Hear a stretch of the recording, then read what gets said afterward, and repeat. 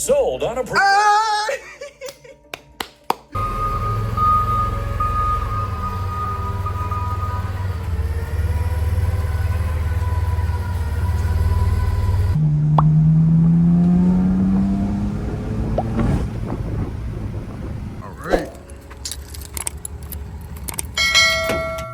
This, guys, is my 2008 51K mile Nissan 350Z. Now, I know. It looks like a lot going on. Take this off, move this battery cover. I know it looks like a lot going on, but wait, it's really not. You guys have been around for a while, which mostly 98% of you guys won't be. I've done this before. I have rebuilt my 370Z. I had a 2014 370Z before I had the M4, and I wrecked it. And I did a whole rebuild series on it, where I even had to cut frame. I cut frame, reassembled the whole front end, upgraded everything. I did not know as much about cars as I do now. This is gonna be a piece of cake. I got this car for $2,550 as a 2024. Now, I remember seeing a lot of people do Copart videos and stuff, and I was thinking, dang, man, it's not the same market anymore.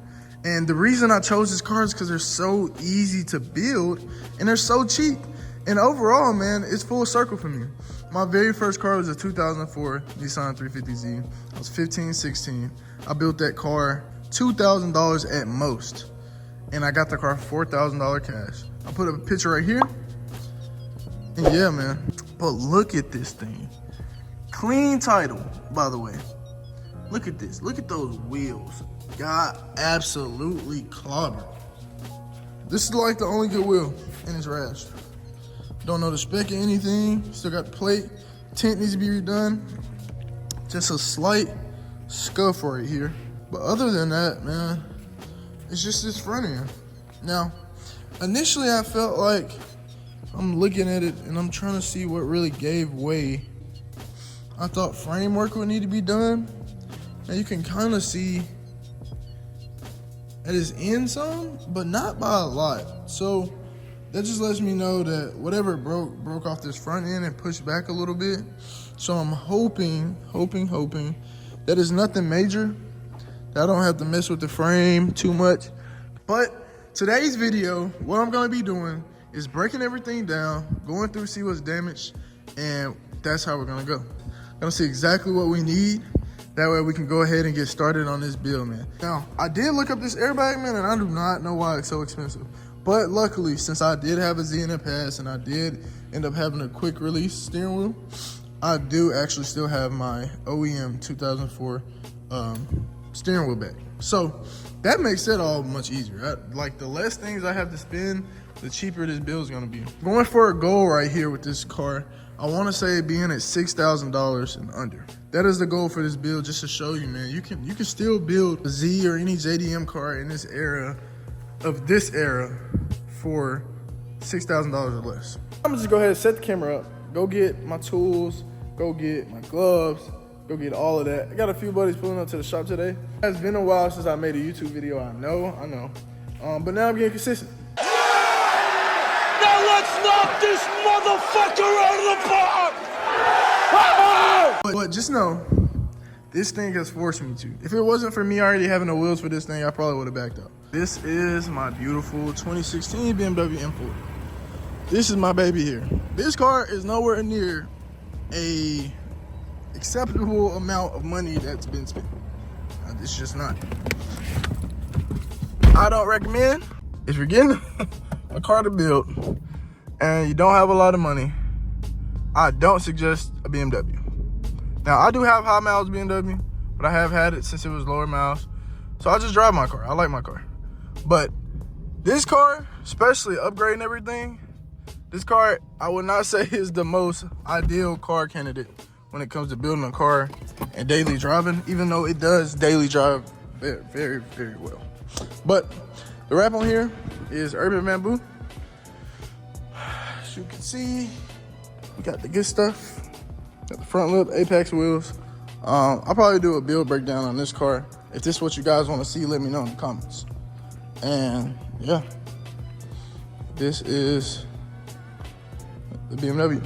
But this is about the Z. So what we're gonna do, gonna drink the best energy drink to get you started for the day. I wish they would sponsor me, but that's not gonna happen. So now, when I did get this car, the crazy part was, bro, from the moment I won the auction to the car getting delivered, it was no longer in my hands. So Copart was closed for the weekend. I think I went on a Saturday because I had to actually put in the bid, then they had to approve it.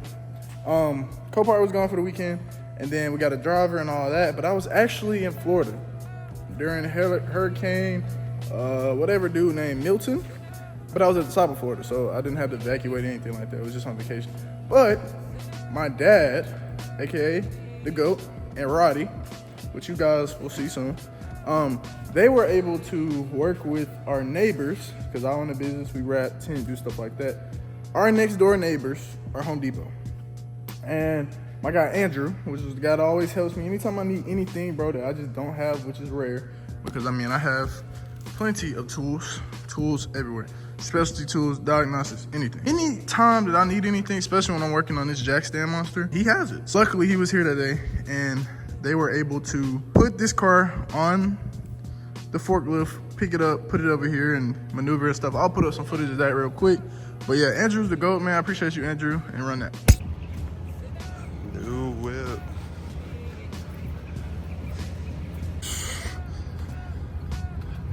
Congrats to my boy Apollo. And already has an exhaust too. Dang. Hey. He's now on FaceTime. Oh, okay. This is I was just telling him, hey, my baby's from loving, not all that. What?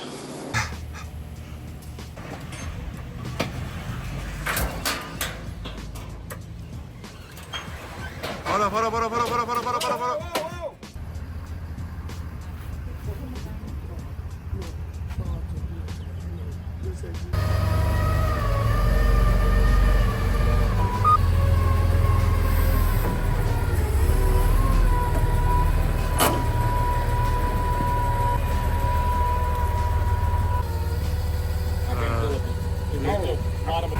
So what we're gonna try to do is When I pull back, it don't slide off. we're gonna try to pick this up and lift up at the same time. And we're gonna see if we can pull it off the trailer. See if we can roll it off.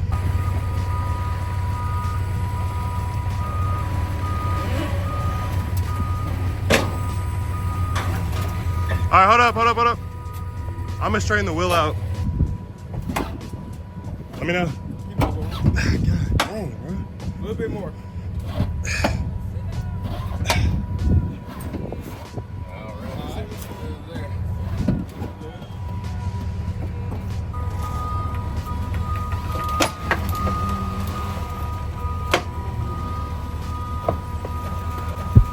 No! God, please, no! Keep going.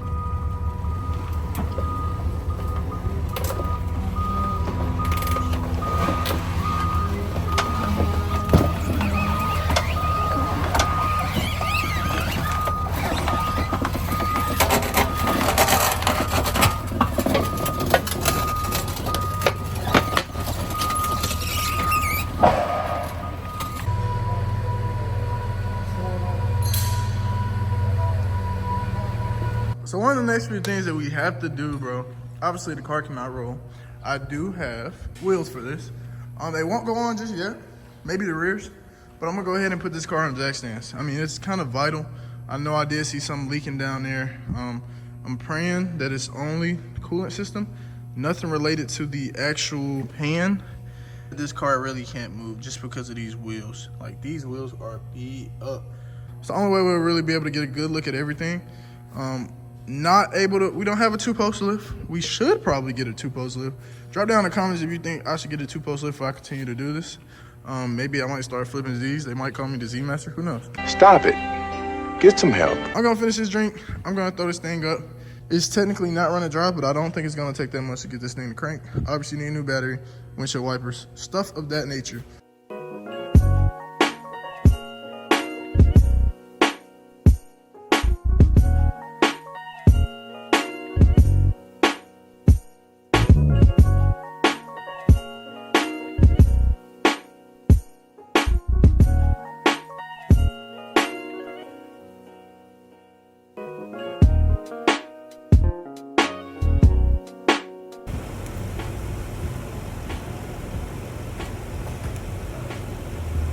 fender right there. Alright. I got the window down. We got a questionable towel. We got a fender liner. We got a charger. Thankfully, we have a actual radio in here. A Sony, bro. It's fire. Slide this up. Take that down. Let's see what we got in here. If there is a key to these wheels, it should be in here. It should be in here.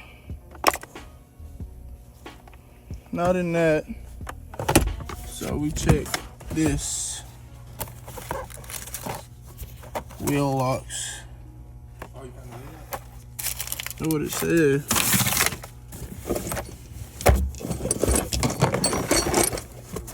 Two different lug nuts on this shit. I don't know how we're gonna get these wheels off, bro, but I guess I'll come back to that. We just go ahead and take apart the front.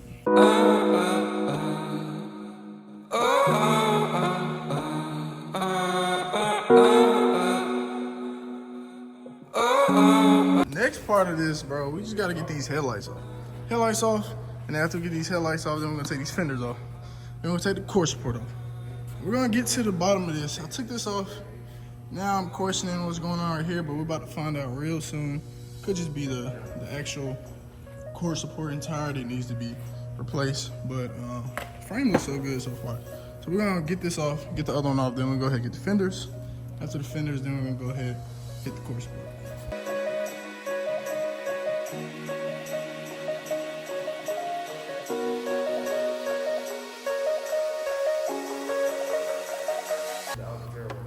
Yeah, look at this, guys. This whole thing is shot. I think I'll be able to save the ballast though. Luckily, that's the most important part on these. They're so expensive for that reason. But still got bulbs, everything like that. A whole HID ballast, shit like 2K. But we got this. All this looks good. The headlights just busted up. I got all the bolts and stuff off from this entire core support. With the core support, you also got the headlight bracket portion of it.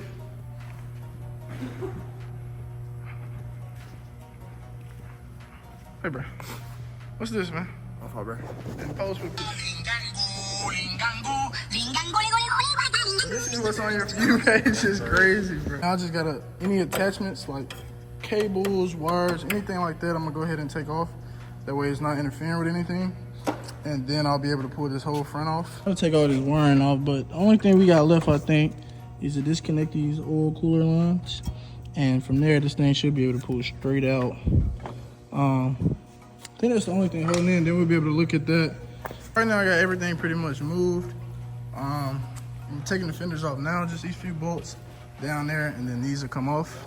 And then over here, same thing with those fenders. I'm just taking a look at the AC lines. I don't know if the system is still charged, so if it is, gotta release that before I can do that. But other than that, I got the coolant draining out of there. The oil coming out the oil coolers, done. Then I get to look at the front. I think the front's fine. It was just this all busted up. So once I do those two, then I'll be able to see how to get that off, and then that'll be it for the whole front end.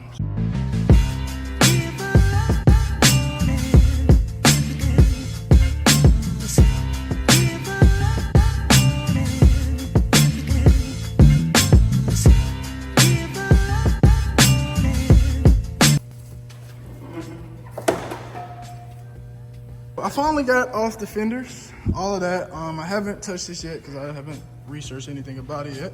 I'm looking over here. This side, everything looks correct. Looks great. This side, the control arm, I believe that's what that is. Look at that. That rack and pinion's crying. Everything looks good. We got the side skirt off. This one's getting replaced. I'm most likely gonna have to replace those hood hinges. With those shits, you never know. They bend super easy. Intake, oh, this looks good. That's really cap. The intake is busted. But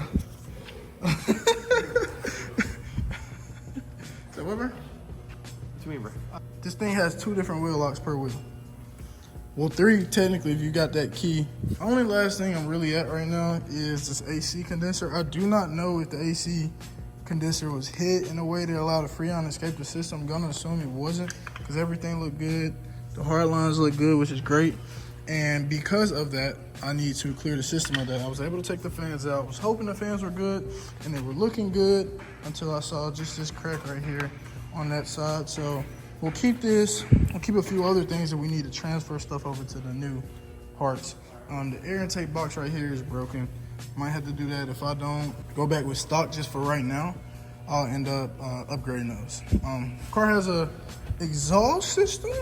After I took out this side skirt, got a wide pipe, cat's wide pipe, down to the muffler, and then a single exit. So that's pretty dope. Obviously the control arm is completely snapped. I believe that's control arm. If not, correct me, excuse me. I haven't looked up the exact term of that. Everything else under looks good. So now I just gotta go ahead and get the Freon out the system, and this will be the last piece that I need to take off. And I can organize everything, get stuff where it's supposed to be at, and we can get started on trying to sort things out and get things ordered. All right, guys, so right now I had to make a run to AutoZone because I need a AC disconnect unit. And with that AC line, I ended up just putting a screwdriver and surrounded by towels, a Phillips head, and just released all of the Freon or whatever in the system onto the actual towels. That way that I knew that everything was out the line, at least enough, not at 100 PSI of pressure. So that's all out. I did high and low side. So now all I need is the release clips for those connections on the condenser right in front of the AC. All right, guys, so this is what I needed. Sit up in here and help me disconnect them lines so I don't damage these AC lines. For trial and error, we got one more, and that's the low side. And then we'll be able to take this whole front end off. This stuff is definitely interesting how it works, but we're almost there.